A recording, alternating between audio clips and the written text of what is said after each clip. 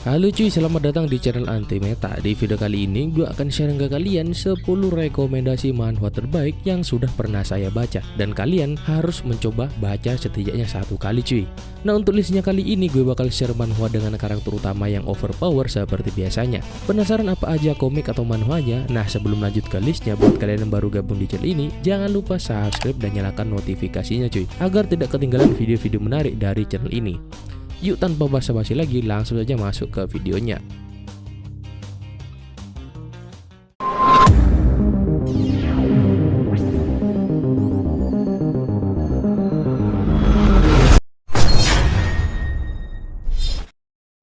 I Grow Stronger by Eating. Dikenal sebagai pet shop, Mr. Kim memiliki kemampuan unik untuk menyergap keterampilan makhluk yang dia makan. Suatu hari pet shop dipindahkan secara misterius ke dunia magis yang penuh dengan orc, troll, dan monster. Dunia baru, makanan baru, dan keterampilan baru tentunya. Seorang pet shop bertekad untuk menjadi makhluk terkuat di dunia. Penasaran dengan cerita kelanjutan yang kalian bisa baca sendiri manhwanya cuy.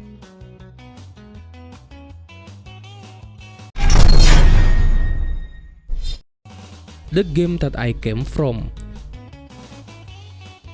Bercerita tentang game dimana jika kau memaksimalkan levelmu dalam game, kau bisa mendapatkan kekuatan dalam kehidupan nyata. Player Lingchi akhirnya mendapatkan hadiah ini melalui kerja kerasnya, tetapi akhirnya menerima keterampilan yang paling tidak berguna. Saat dia berduka atas ketidakberuntungannya, kekuatan misterius membawanya kembali ke 3 tahun yang lalu. Dengan pengalaman dan kenangan dari kehidupan sebelumnya, berapa banyak Alinda yang bisa dia bawa ke dalam kehidupan barunya.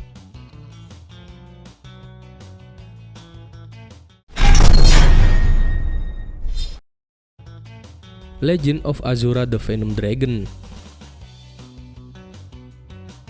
Bercerita tentang sejarah panjang sekte medis diikuti oleh pemusnahan total-totalan, di mana mayat menumpuk seperti gunung dan darah mengalir seperti laut. Asura akhirnya terbangun. Aku akan membunuh mereka semua. Ini tidak akan berakhir sampai aku membunuh mereka semua. Satu-satunya yang selamat dari sekte medis, Jin Jagung ikuti jalannya yang sepi untuk membalas dendam kepada mereka yang memusnahkan sekte medis itu.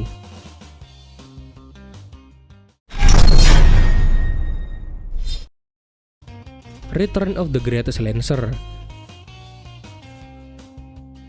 Manhwa ini menceritakan tentang suatu penggunaan senjata yang disebut dengan tombak. Hanya karena senjata itu, dunia menertawakan sang karakter utama, di mana semua hal itu berhubungan tentang keberanian, di mana karakter utama dari manhwa ini sangatlah keras kepala dengan apa yang telah diyakininya. Hal itu adalah untuk membuktikan kebenaran dari dirinya sendiri. Dia akan membuat semua orang tertidur dengan menggunakan tombak yang dimilikinya. Di mana karakter utama itu adalah Joshua Sender yang merupakan seorang lancer yang tak terkalahkan. Akan tetapi dia kembali ke masa lalu untuk mengubah masa lalunya yang dipenuhi dengan rasa tidak hormat dan juga adanya pengkhianatan.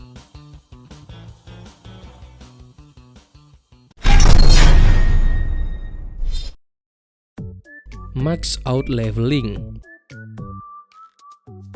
Manhwa yang dibuat oleh Kim Song-ro ini menceritakan tentang seorang karakter bernama Cha Shin Hyung. Cha Shin Hyung ini sendiri adalah orang yang sangat hebat dalam seni bela diri. Cha Shin Hyung akhirnya memutuskan untuk kembali ke bumi setelah ia sukses mendapatkan mencapai tingkat bela diri tertinggi dan terhebat yang ada di bumi. Setelah Cha Shin Hyung memutuskan untuk kembali ke bumi, ia mendapati bumi sedang dalam kekacauan. Para monster keluar dari penjara bawah tanah yang membuat kekacauan di seluruh penjuru dunia. Bagaimanakah Cha Shin Hyung mengatasi kekacauan yang terjadi di bumi? Nah, penasaran akan kelanjutannya? Kalian bisa baca sendiri manhwanya cuy.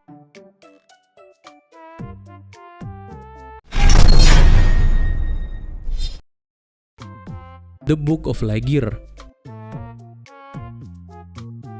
Bercerita tentang suatu hari seorang manusia berani memanggil Raja Iblis. Itu adalah serakah dan gemuk Pangeran Lightyear Rothwell. Namun saat memanggil Raja Iblis, dia melakukan kesalahan dalam prosesnya. Tubuh Lightyear dibekukan dengan paksa karena kontrak yang dia buat dengan Raja. Ya, sebaiknya aku mengabulkan permintaannya saja, kata Raja Iblis tersebut. Raja Iblis pun memutuskan untuk menjadi Lightyear dan mengabulkan keinginan Pangeran sebelum dia dibekukan sampai mati. Sampai hari kerajaan Jerilia menguasai dunia dengan kekuatan yang tak tertandingi oleh siapapun. Ini adalah awal dari legenda baru. Saya harus mulai dengan menurunkan berat badan. Aku harus diet dulu.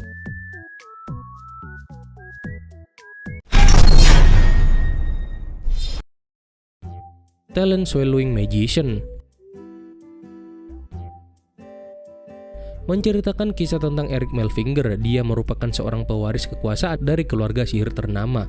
namun dia tidak memiliki talent dari lahir. Karena kekurangannya tersebut, Elric tidak bisa mempelajari ilmu sihir apapun, akan tetapi dia mendapatkan blessing dari leluhurnya. Blessing tersebut mengharuskan Elric untuk memakan iblis, minum darah iblis, dan menelan iblis. Hal tersebut membuat Elric terpaku untuk mengumpulkan sebanyak-banyaknya iblis yang ada demi mendapatkan sihir dan menjadi kuat. Elric sendiri sudah bertekad untuk mendapatkan kekuatan dengan cara apapun. Dia juga tidak ingin ada orang yang bisa mengalahkannya nanti. Akankah Elric berhasil? Untuk cerita lebih lengkapnya kalian bisa baca sendiri untuk manhwanya cuy.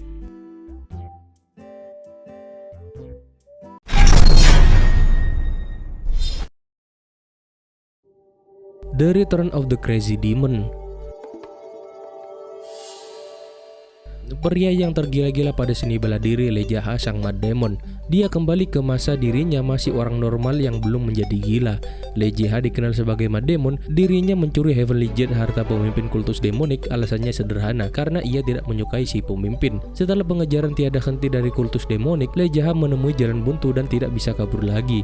Setelah pengejaran berhari-hari sambil mengalahkan banyak elit kultus demonik, demi menghina usaha para pengejar dan pemimpin kultus, dia menelan Heavenly Jet sebelum sekar dan terjatuh dari tebing setelah pertempuran yang hebat. Ketika dirinya membuka mata, dia kembali ke waktu masih berada di penginapan Gyedu.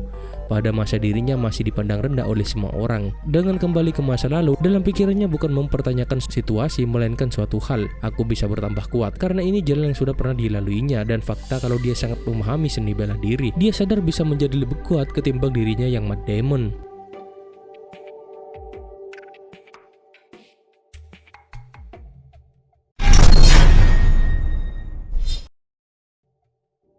The Heavenly Demon Can Live a Normal Life. Manhwa ini bercerita tentang Heavenly Demon Baek Jong Hyo membuka matanya sebagai putra tertua keluarga Dimitri. Dia dikenal sebagai anak bodoh dari keluarga Dimitri. Disudutkan oleh putra kedua, pendapat dunia sungguh tidak bisa diandalkan. Heavenly Demon atau Roman Dimitri tidak bisa menjalani kehidupan yang normal. Ia pun berencana untuk mengubah nasib dia. Baek Jong Hyo pun sekarang sebagai Roman Dimitri bertekad untuk mengubah nasibnya.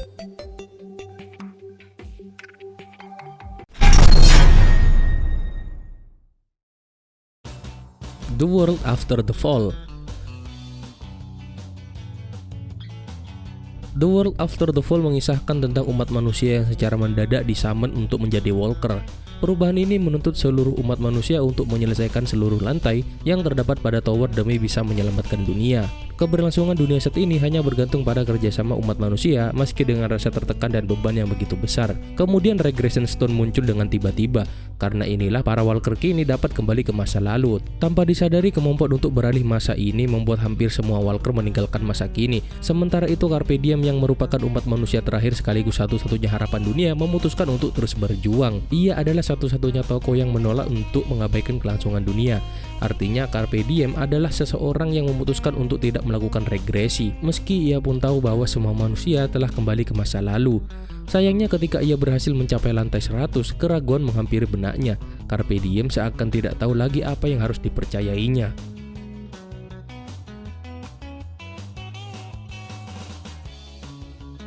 Oke lanjut, itulah tadi rekomendasi 10 manhwa terbaik yang pernah saya baca, dan kalian wajib baca cuy, setidaknya sekali. Jika ada dari kalian yang ngerasa ada manhwa yang belum saya bahas di video ini, kalian bisa komen di bawah. Oke cuy, mungkin videonya gue end sampai di sini saja. Like video ini kalau kalian suka, dislike video ini jika kalian tidak suka. Terima kasih udah nonton, ketemu lagi di video berikutnya.